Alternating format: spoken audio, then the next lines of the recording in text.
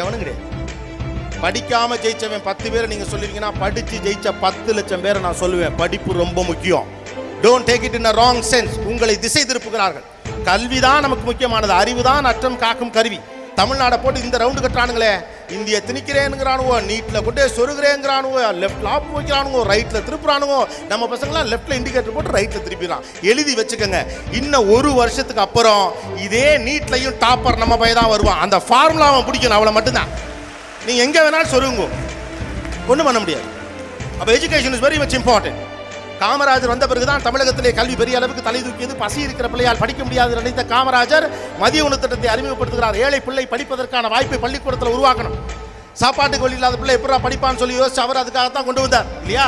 மதிய உணவு திட்டம் வந்த பிறகுதான் நம்முடைய தாத்தாக்கள் காலத்திலிருந்து அப்பாக்கள் காலத்திலிருந்து பெரிய வாரியாக படிக்க போனாங்க. கடைக்கு வேலை போனவங்க தொடங்கி சின்ன சின்ன களப்புடுங்கிற வேலைக்கெல்லாம் போனவங்க எல்லாரும் பள்ளிக்கூடத்துக்கு போனது காமராஜர் கொண்டு